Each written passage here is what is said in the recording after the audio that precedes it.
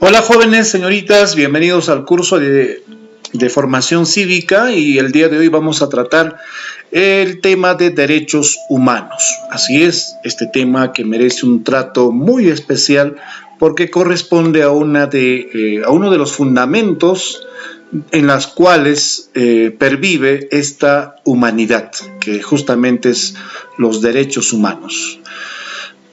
En las noticias, en los datos que vemos siempre hay siempre un término, ¿no? Han infringido los derechos humanos, han violado los derechos humanos, están contra los derechos humanos, no impulsan los derechos humanos, no tienen derechos humanos. Es decir, el término derechos humanos siempre está presente dentro de la actualidad del país, del mundo, y que merece justamente nosotros como estudiantes tenemos que conocerlo. Así que el tema de hoy es derechos humanos, así es. Pero vamos a remontarnos a los inicios. ¿Cómo comienza este asunto de los derechos humanos?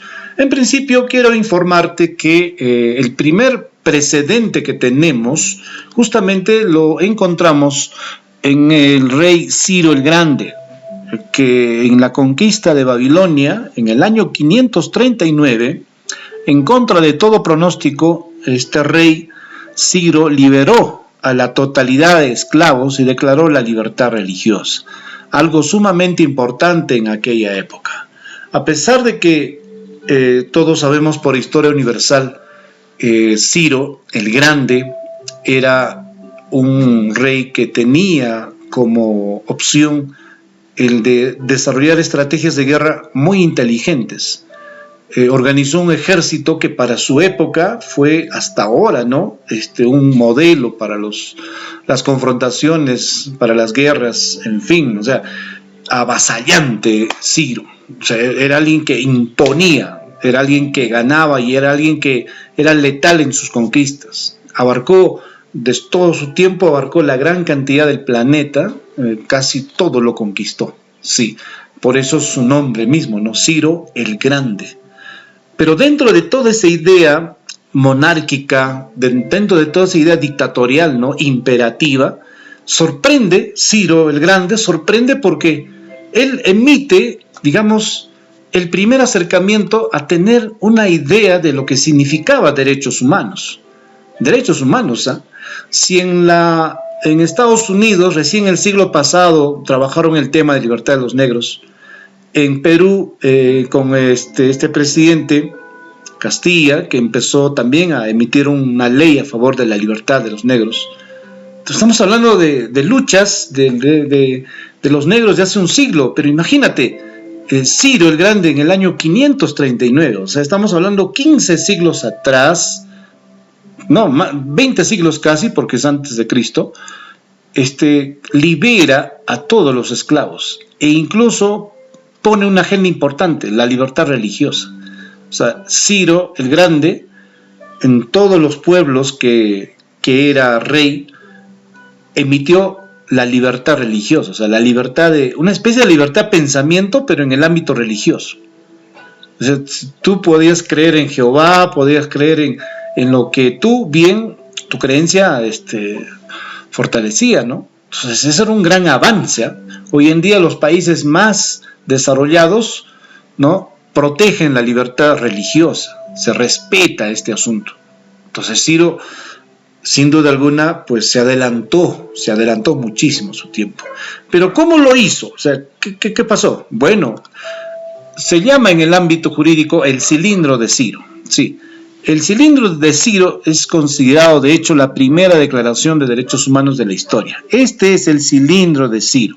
Aquí está escrito, ¿no?, todas las normas que emite Ciro el Grande, y entre ellas la que más sobresale es la totalidad de la libertad a todos los esclavos, y declaró la libertad religiosa, ¿no? Entonces, un avance importante dentro de la humanidad, ¿no?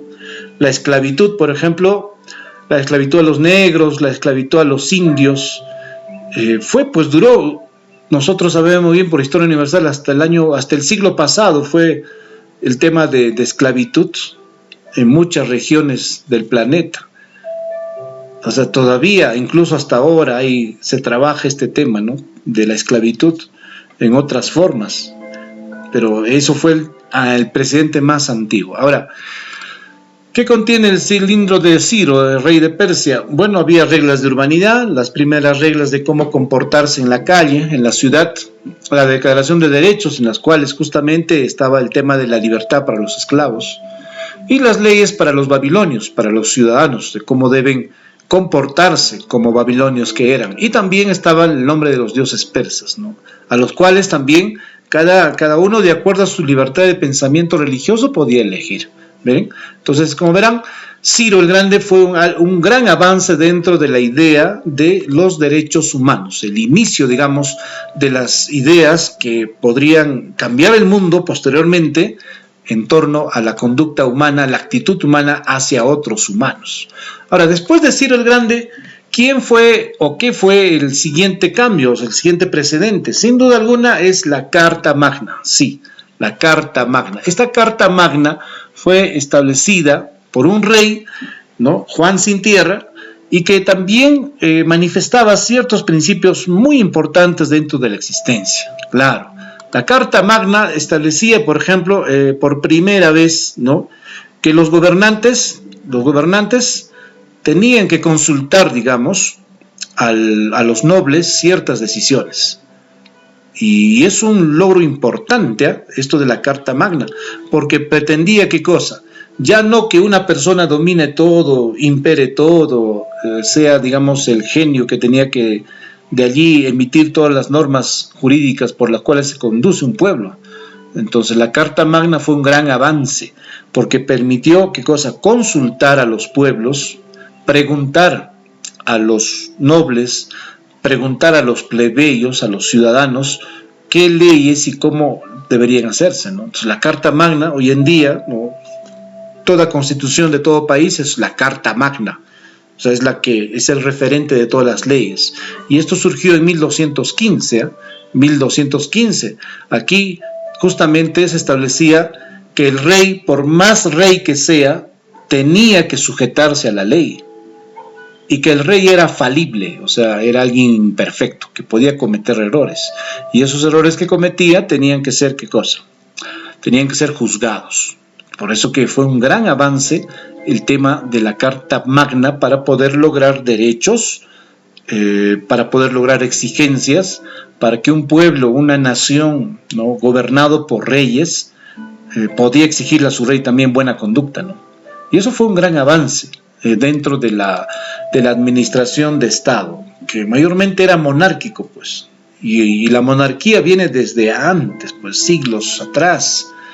El rey, por sucesión, designaba a su hijo, ¿no?, y hacían lo que querían, ¿no? Hacían lo que querían, incluso la vida del plebeyo estaba sujeta al rey. Y muchas películas nos han mostrado cómo la monarquía abusaba del poder, abusaba del pueblo, ¿no? Ahí tú habrás visto varias películas, varias series en las cuales, ¿no?, surge y se ve la injusticia que cometían la monarquía, los reyes, los nobles. Por ejemplo, Robin Hood es un claro ejemplo. Robin Hood, ¿por qué se convierte en un rebelde? Porque justamente había nobles comandados en algunas ocasiones por el rey que tomaban decisiones que perjudicaban al pueblo, generaban más hambre, más pobreza. Entonces Robin Hood reacciona frente a eso y se convierte en una especie de rey del pueblo, ¿no? Todo eso, todas esas situaciones generaron en crisis en los países, y por lo tanto, al que le llegó en su época de reinado a Juan Sin Tierra, pues tenía que firmar esta Carta Magna en la cual aceptaba que el rey y toda la monarquía también podían ser juzgados. Eso fue un gran avance, pero no era pues, digamos, todo, no era todo lo que se quería, porque la ciudad, los ciudadanos, el pueblo comenzó a pensar más y más, y se generó el tercer precedente. ¿Cuál es el tercer precedente? La Declaración de los Derechos del Hombre y del Ciudadano, dada en 1789, en la que se reconocía la igualdad de todos los ciudadanos franceses ante la ley. Esto sí fue un logro de la gente. O sea, en la Francia de esta época, el rey ya estaba perdido. O sea, la clase noble, la monarquía, hacía muchas injusticias. Hay un libro que se llama Los Miserables, también la película. Gente como por un mendrugo de pan eran condenados a 20 años de prisión. Era algo injusto. Mientras que el rey y todos sus nobles tenían para comer e incluso la sobra de su comida la daban a los perros, el pueblo se moría de hambre. Y no estoy exagerando, literal, se moría de hambre. Entonces un pueblo cansado. Y a eso la monarquía, el rey le imponía más impuestos al pueblo. Entonces el pueblo reaccionó de manera brutal. Y empezaron a ¿qué cosa? A hacer revolución, a tomar la Bastilla, que era una especie de cárcel para presos políticos. Y se fueron ya a extremos. El pueblo salió a las calles, buscó a los nobles, los llevó a la plaza pública de Francia y los guillotinó con la famosa herramienta cortacabezas que era la guillotina, en homenaje a su creador, pues, ¿no? Guillermo de Guillotín. Por eso viene el término guillotina. Y Francia hizo su revolución. Y su revolución de Francia se basó en 3 ideales. ¿Cuáles? La libertad, la igualdad y la fraternidad. ¿Libertad por qué? Las personas, dice, tenían que ser libres frente a la arbitrariedad que estaba cometiendo ¿quiénes? Justamente la monarquía. Pues no había libertad. Todo aquel que protestaba, todo aquel que inquiría en contra de la monarquía era llevado preso y lo metían a la cárcel décadas, ¿no? En algunas ocasiones la muerte era el castigo por rebelarse, no había libertad. En la Revolución Francesa se luchó por la igualdad. Todos los seres humanos eran iguales ante la ley y deben ser eliminados los privilegios de sangre y nacimiento. Esto cortó la idea de la monarquía, porque como bien sabes, el rey al fallecer nombraba a su hijo, y a su hijo, y a su hijo, de su hijo, de su hijo. O sea, nunca alguien del pueblo podía ser gobernante, y por lo tanto no había pues igualdad. Nadie del pueblo. Hoy en día la democracia al menos nos permite luchar por la igualdad, porque cualquier ciudadano puede ser nombrado presidente, congresista, alcalde. O sea, tú puedes ser nombrado a partir de los 25 años, a partir de los 18 puedes ya ejercer vida política democrática, ¿no? Y todos merecemos ser iguales ante la ley. Pero eso lo vivimos hoy en día, o sea, lo sentimos hoy en día. Pero estamos hablando de 1789, o sea, en las cuales no había esto, no había igualdad, había injusticia. Y cuando hay eso, el pueblo se rebela, y Francia se rebeló. La fraternidad, es decir, todos somos, ¿qué cosa? Franceses y hermanos. Bueno, esto pertenece a Francia, por eso la idea de ser franceses y son hermanos. Entonces significa que como ciudadanos del mundo y como humanos que somos eso, pues somos hermanos, en diferentes razas, etnias, costumbres, hábitos, pero somos hermanos.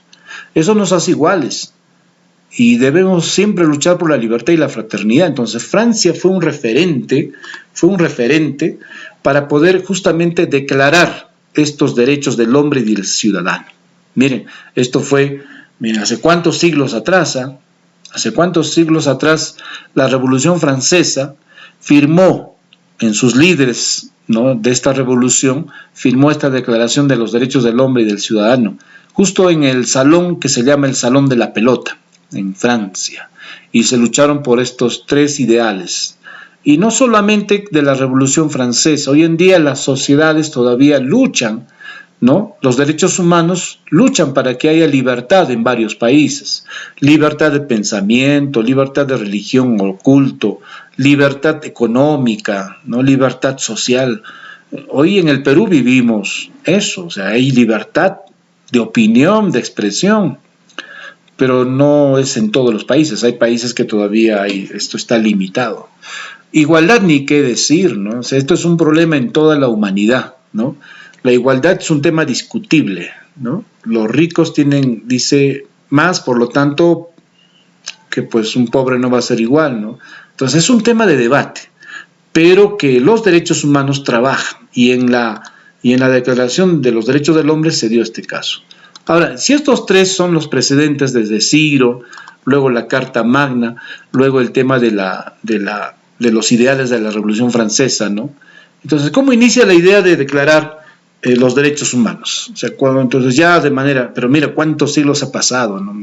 Tanta gente ha sufrido de injusticias porque no había derechos humanos. Pero vayamos al contexto. Tenemos, si vamos a ir a 1948, tenemos que pensar que el mundo pasó 2 guerras mundiales. Y en esas 2 guerras mundiales se vieron pues injusticias, se vieron masacres, se vieron un escenario de terror, porque murieron muchos jóvenes, adultos, ancianos, poblaciones civiles, los militares, en fin. El mundo vio cómo estas guerras mundiales perjudicaron, ¿no? Incluso la Segunda Guerra Mundial, que fue del 39 al 45 del siglo pasado, ¿no? Simplemente destruyó ciudades enteras, poblaciones enteras desaparecieron, incluso una raza estuvo a punto de aniquilarse, como fue la raza judía. Entonces, todo esto, ¿no?, hizo que el ser humano, el mundo, tome conciencia de que las guerras matan millones de gentes, millones de humanos, y estos humanos sin derecho a defensa, o sea, sin derecho a ser protegidos por su nación, por su país. Entonces, como hubo una especie de conciencia mundial por todo lo que es los horrores de la guerra que se habían vivido, entonces justamente por eso, ¿qué cosa? Surge la idea de poder, ¿qué cosa? Emitir, ¿no? Emitir algún acuerdo que ayuda a todos los ciudadanos del mundo. Por eso que en abril de 1945, ¿ya? En abril de 1945, los delegados de diversas nacionalidades, ¿no?, llegaron a la ciudad de San Francisco con una meta llena de esperanza: crear un organismo internacional que fuese capaz de promover la paz, sí. Y es por eso que como resultado, ¿no?, como resultado se llevó a cabo un acta, una reunión, y se hizo un acta en la cual se fundó, se constituyó la nueva Organización de las Naciones Unidas, que entró en vigencia el 24 de octubre de ese año. ¿Sí? No se olviden, este es un año histórico, 1945. Se reunieron todos los presidentes, cancilleres, ¿no?, representantes de diversos países y, ¿qué cosa?, organizaron a la ONU. Sí, la ONU. Fue el estamento, y es el estamento que justamente tiene como base institucional, ¿qué cosa?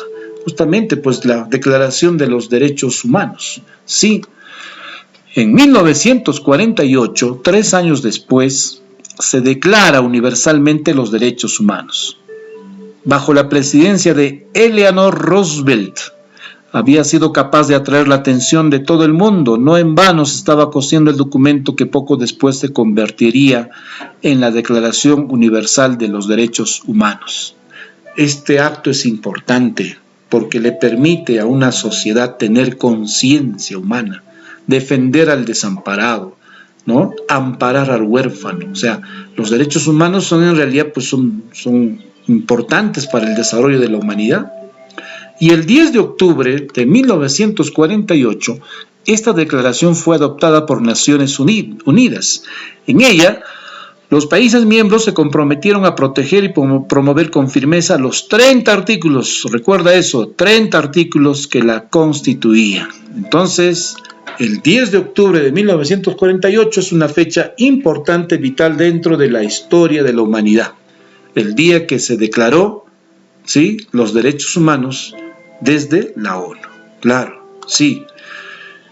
Ahora, los derechos humanos son universales, jóvenes, y son inalienables.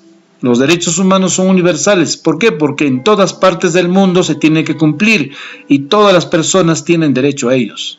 Nadie puede renunciar voluntariamente a sus derechos y nadie puede arrebatárselos a otra persona.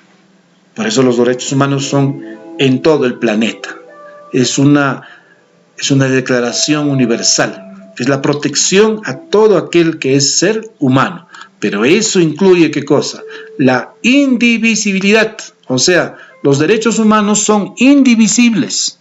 sean civiles, políticos, económicos, culturales o sociales, son inherentes a la dignidad de todas las personas. Por consiguiente, no hay derechos pequeños, porque los derechos humanos no hay jerarquías. Por eso son indivisibles, pues. Sean cualesquiera, o sea, civil, militar, en el ámbito que tú desees, pero la dignidad de las personas por sobre todo, ¿sí? Eso es algo importante, un gran avance dentro de los derechos humanos. Ahora, los derechos humanos, ¿qué cosa? También tienen interdependencia e interrelación. El cumplimiento de un derecho a menudo depende total o parcialmente del cumplimiento de otros derechos. Por ejemplo, el ejercicio efectivo del derecho a la salud puede depender del ejercicio efectivo del derecho a la educación o a la información.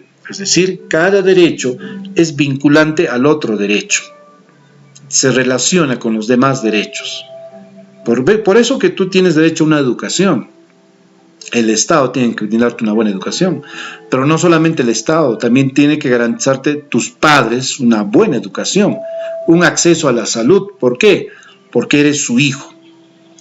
Y también tienes que reclamarle a tu municipalidad, ¿qué cosa? Seguridad. Tienes que reclamarle también preocupación en la educación. ¿Por qué? Porque justamente son interdependientes. Porque a la vez que tengas una buena educación, también tienes derecho a una buena salud, tienes derecho a un nombre, tienes derecho al cuidado de tu vida, en fin, todos esos son base para los derechos humanos. ¿Y qué cosa más? La igualdad y la no discriminación. Todas las personas tienen derecho al disfrute de ser humanos, sin discriminar por su color, su género, su origen, su edad, su idioma, su religión, su opinión política o de otra índole, sea nacional o social, ¿no? O por su discapacidad o su posición económica. Es decir, todos somos iguales y no debemos discriminar. A pesar de que vivimos en una sociedad que a veces sí, pues no hay brotes todavía de discriminación, no brotes de maltrato, pero no se debe dar. Debemos luchar por una sociedad en la cual haya igualdad y no haya discriminación. Eso es importante para el progreso. Ahora, también se exige una sociedad participativa, una sociedad inclusiva, porque todas las personas y todos los pueblos tienen derecho a contribuir, tienen derecho a disfrutar y participar activa y libremente en el desarrollo civil, político, económico, social, porque sus derechos humanos y sus libertades tienen que hacerse reales, pues, ¿no?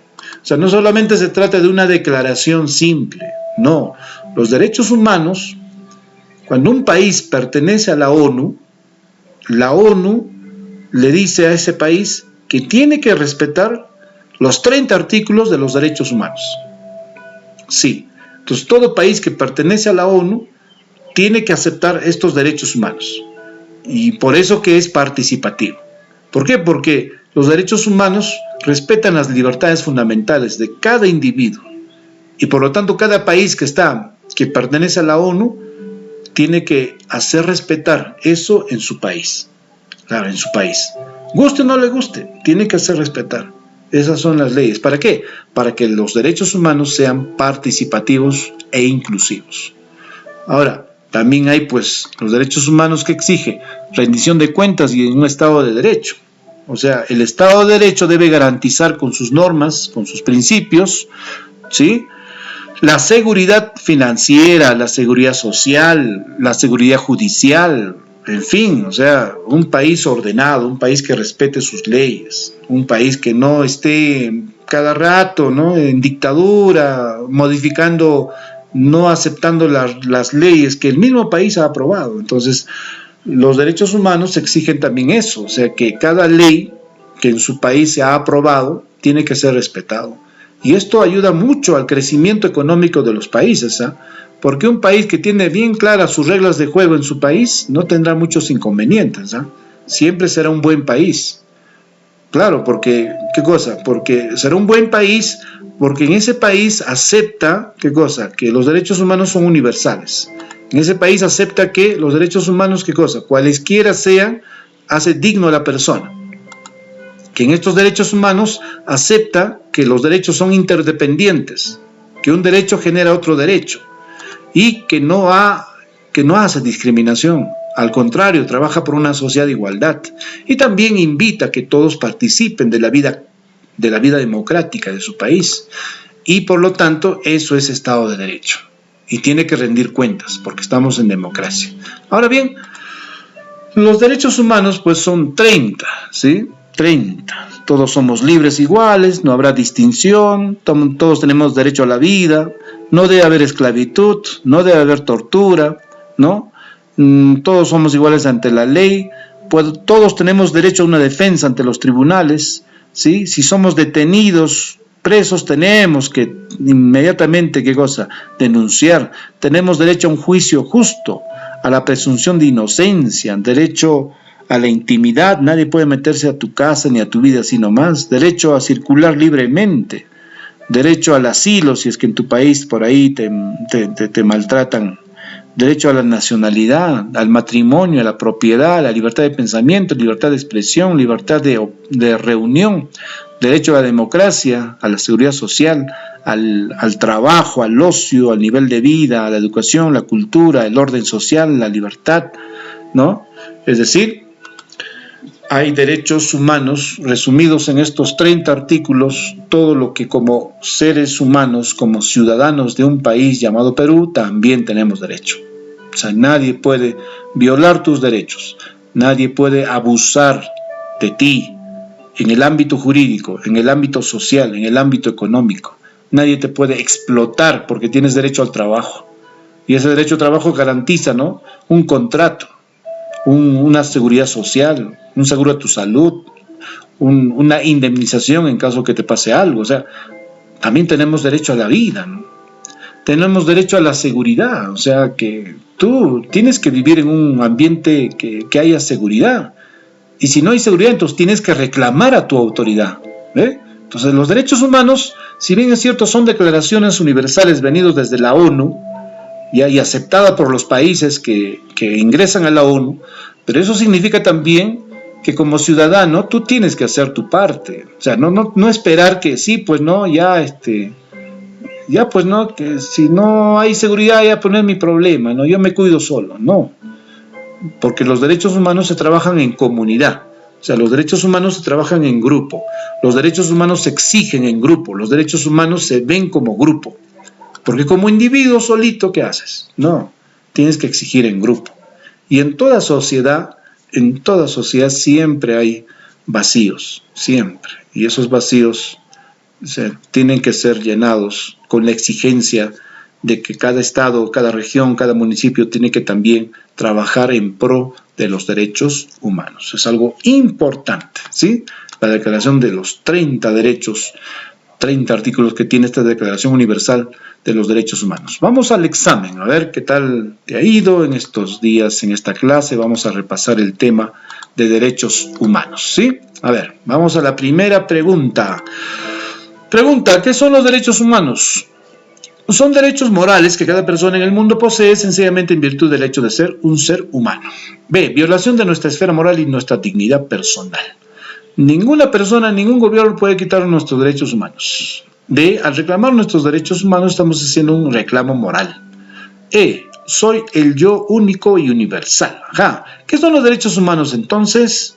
Los derechos humanos son derechos morales que cada persona en el mundo posee sencillamente por la virtud de ser humano. La respuesta es la A. ¿Sí? La A, la respuesta a esta pregunta. Siguiente pregunta. ¿De dónde vienen los derechos humanos? A ver, ¿de dónde vienen los derechos humanos? De garantizar que todas las personas puedan vivir una vida digna, de preservar la humanidad de cada uno. Vienen del hecho de que no solo somos seres físicos, sino también seres humanos, morales y espirituales. A y B, A, B y C, estos tres. Bien, ¿cuál es la respuesta? ¿De dónde vienen los derechos humanos? Los derechos humanos vienen justamente de garantizar que las personas pueden vivir una vida digna, de preservar la humanidad, y viene del hecho de que no solo somos seres físicos, sino también seres morales y seres espirituales. Esa es la respuesta. Vamos a la siguiente pregunta. ¿Por qué los deben respetar todas las personas? O sea, los derechos humanos, ¿por qué deben respetar todas las personas? A, porque es universal. B, porque corresponde a todos los gobiernos dictadores hacerlo. C, porque la naturaleza sí lo manda legalmente. D, porque cada persona es un ser humano y por tanto un ser moral. E, porque toda persona es humana. Ajá, ¿por qué los deben respetar a todas las personas? ¿Cuál es la respuesta aquí? Muy bien, la respuesta es porque cada persona es un ser humano y por lo tanto un ser moral. La D, ¿sí? Muy bien, vamos a la siguiente pregunta. ¿Quién tiene derechos humanos? Todas las personas, todos los animales, todos los rastreros, todos los cuadrúpedos, todos los bípedos. A ver, ¿quién tiene derechos humanos? Profesor, mi animalito también tiene derechos humanos. ¿Es un humano? Ah, a ver. La respuesta es todas las personas. Claro, pues todas las personas tienen, todas las personas. ¿Quién tiene derechos humanos? Todas las personas. Muy bien, todas las personas tienen derechos humanos. Bien, vamos a la siguiente pregunta. ¿Los delincuentes y los jefes de Estado también tienen derechos humanos? Claro, los delincuentes y los jefes de Estado también tienen derechos humanos. No, dice. Solo el jefe de Estado. Ambos. Sí. Ninguno de ellos. Bien, ¿cuál es la respuesta? ¿Los delincuentes y los jefes de Estado también tienen derechos humanos? Por supuesto que sí. Sí es la respuesta. Sí, la D. Claro, ¿por qué? Porque en la Declaración de los Derechos Humanos, recuerda que acá dice que todos tienen derecho a un juicio justo. Un juicio justo, claro, un juicio justo. Entonces, si hay un delincuente acusado por ello, tiene derecho a un juicio justo. Por lo tanto, tiene derechos humanos, claro. Es discutible, ¿no? Algunos derechos humanos, o sea, es discutible, debatible, sí, pero son derechos humanos y que a cada humano le corresponde. Así que no, es debatible, sí, ¿no? Cuando se revisa los 30 artículos, en algunos países no los cumplen, en otros a medias. Pero la ONU está ahí, ¿para qué? Para poder exigir su cumplimiento. Tú has notado, por ejemplo, siempre hay políticos o personas que dicen, no, pena de muerte, dicen, ¿no? Pena de muerte, el Perú ya está cansado de tanto violador, de tanto secuestrador, sicario, ¿no? Hay que pena de muerte, dicen, ya, pero ¿por qué no se aplica la pena de muerte en el Perú? Porque según los derechos humanos, ya, no debe haber pena de muerte. No, en ningún país. Entonces, pero hay países que sí hay pena de muerte, ¿no? Y hay países que no. Profesor, Estados Unidos, no, ahí sí matan a los que son acusados de algo muy profano que ha hecho. Sí, pero Estados Unidos pertenece a la ONU, profesor. Sí, pertenece, pero los Estados Unidos tienen estados federados.